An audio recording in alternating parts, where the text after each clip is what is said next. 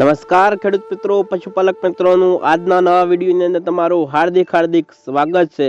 હું છું ચૌહાણ જગદીશ ને આપ જોઈ રહ્યા છો મારી યુટ્યુબ ચેનલમાં તમારું દિલભર્યું હાર્દિક સ્વાગત છે। ખેડૂત મિત્રો, પશુપાલક મિત્રો, ચેનલ ઉપર પહેલી વાર આવી ગયા છો તો તમે ચેનલને જલ્દીથી સબસ્ક્રાઇબ કરી લો, વિડીયોને લાઇક કરીને આપણા જે બીજા પશુપાલક મિત્રોની અંદર શેર કરવાનું ના ભૂલતા। તો મિત્રો, આજે હું તમારા માટે એવો મિત્રો દેશી ઘરેલું ઉપચાર લઈને આવ્યો છું। મિત્રો, તમે પપૈયાથી મિત્રો તમારી ભેંસ અથવા ગાયનું દૂધ છે તમે મિત્રો વધારી શકવાના છો। આ જે પ્રશ્નો છે તે મિત્રો દરેક પશુપાલક છે તેમની ગાય હોય અથવા ભેંસ હોય તેમનું દૂધ વધારવા માંગતા હોય છે। તો મિત્રો, તમે પપૈયાથી ઘરે બેઠા તમારી ગાય ભેંસનું દૂધ છે તે મિત્રો ઘરેલું ઉપચારથી જ તમે તમારી ગાય અથવા ભેંસનું દૂધ છે તે તમે વધારી શકવાનો છો।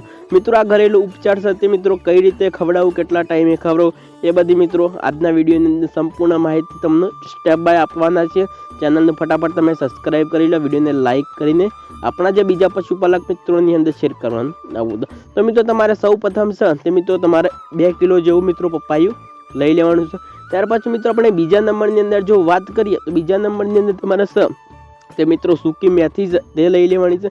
ત્યાર પછી મિત્રો તમારા જે ગોળ છે, તમારા દેશી ગોળ આવે છે તે મિત્રો તમારા દેશી ગોળ પણ લઈ લેવાનો છે।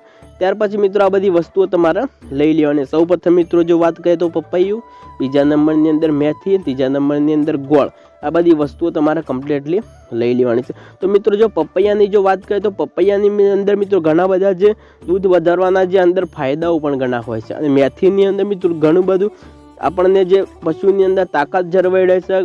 મેથીની અંદર મિત્રો ઘણી માત્રાની અંદર કેલ્શિયમ હોય છે, અને મિત્રો ગોળની અંદર પણ મિત્રો ઘણી માત્રાની અંદર આપણને કેલ્શિયમ તો જોવા મળતું હોય છે। તમે દરેક બીજા પશુપાલક મિત્રોને જોતા હશો તો મિત્રો ગોળ ખવડાવવાથી પણ આપણા પશુની અંદર કેલ્શિયમ સારી રીતે મળતું હોય છે। તો આ બધી મિત્રો વસ્તુઓ છે કેમ કરી ખવડાવી, કઈ રીતે ખવડાવી, તો બીજું મિત્રો અંદર શું એડ કરવાનું છે, તો આપણા પશુનું દૂધ છે તે મિત્રો આપણે ઘરે જ બેઠા આપણા પશુનું દૂધ આસાનીથી આપણે વધારી શકવાના છે। તો મિત્રો તમારે સૌ પ્રથમ જે પપૈયું છે તે મિત્રો તમારે વચ્ચે કાપી લેવાનું છે। આપણે જેમ મિત્રો બટાકા કટિંગ કરીએ છીએ તે રીતે આપણે બટાકા કટિંગ કર્યા તે જ રીતે આપણે જે પપૈયાના નાના ટુકડા કરી દેવાના છે। અંદરથી જે બીજડા છે તે મિત્રો પપૈયાના બ્લેક કલરના તે તમારે અલગ કરી દેવાના છે।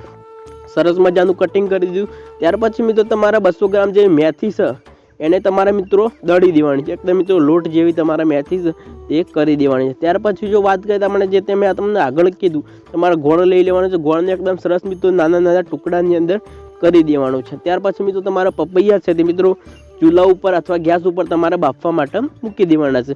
કમ્પ્લીટલી મિત્રો બાફવા માટે તમે મૂકી દીધા। ત્યાર પછી મિત્રો જે આપણે આગળ હમણાં તમને મેં કીધું આપણી જે મેથી છે તે આપણે કમ્પ્લીટ મેં લોટ જેવી બનાવી છે તે પપૈયાની અંદર એડ કરી દેવાની છે। ત્યાર પછી મિત્રો આપણે છેલ્લે શું એડ કરવાનું છે, જે ગોળની અંદર મિત્રો ઘણી માત્રાની અંદર આપણને કેલ્શિયમ જોવા મળતું હોય છે। તો મિત્રો તમારે ગોળ છે તે પણ મિત્રો સાથે તેની અંદર એડ કરી દેવાનું છે। તો મિત્રો હવે આપણે ક્યારે ખવડાવવું, ત્યાર પછી મિત્રો તમારે ઠંડુ થઈ જાય તમારે એક સરસ મજાના વાસણની અંદર તમારે કાઢી લેવાનું છે।